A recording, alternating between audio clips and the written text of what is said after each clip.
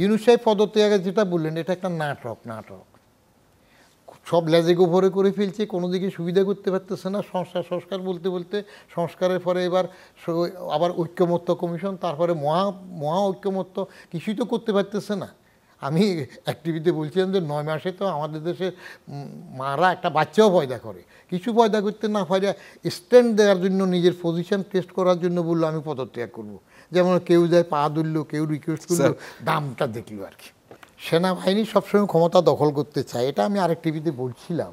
সেনাবাহিনী নিজেরা একটু বেকায়দায় আছে তাদের কিছু বদনামের জন্য, নাইলে এবারও তো তারা ক্ষমতা নিতে পারত। ইউনূস সাহেব তো দেশে ছিলেন না।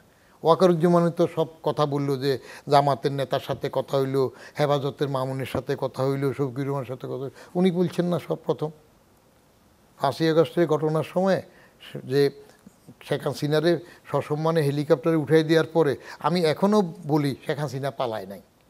পালায় কেমনে? শেখ হাসিনা কি ইরানের শাহ নিজে প্লেন চালায় চলে গেছে?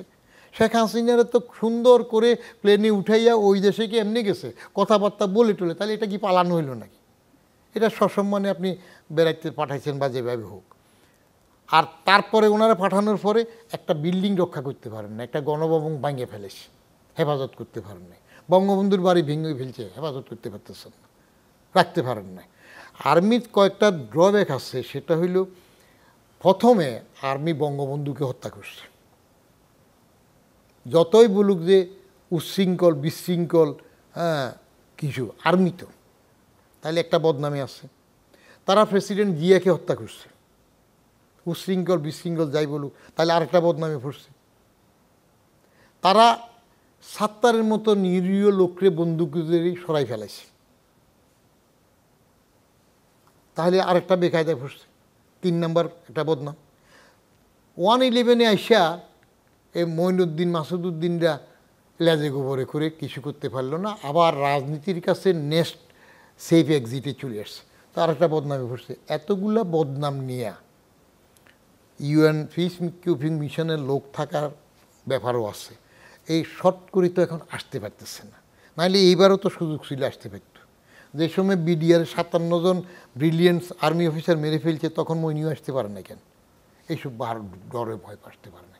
আইসা যদি আসে, আবার তারা কি করে, প্রথম কয়েকদিন ভালো থাকে, ভালো নিয়ম মাফিক কাজ করে, তারপরে হয় না। আমি কেন চাকরি ছেড়ে দিই? এখন তো সেনাবাহিনী নির্বাচন চাচ্ছে, আবার যাদের নির্বাচন চাওয়ার কথা মানে দিয়ে দেওয়ার কথা তারা দিচ্ছে না অন্তত।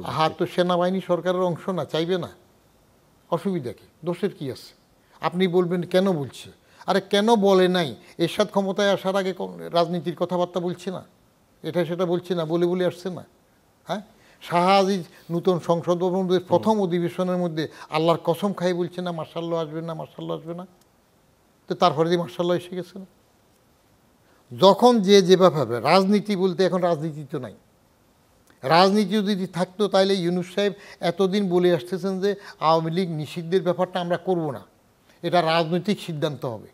যেই ছেলেপেলেরা যাইয়া ওখানে ধমক দিল, প্রেসিডেন্ট আব্দুল হামিদ চলে গেল, তখন বলে যে আচ্ছা নিষিদ্ধ। তাও কায়দা করে গ্যাজেট করলো এইভাবে যে বিচার কাজ শেষ না হওয়া পর্যন্ত কার্যক্রম নিষিদ্ধ থাকবে।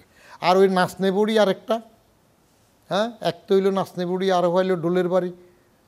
ইলেকশন কমিশন যে এখানে আদেশ পাইল, সাথে সাথে সেখান দিয়ে আবার নিষিদ্ধ করলো। তো রাজনীতি আছে নাকি?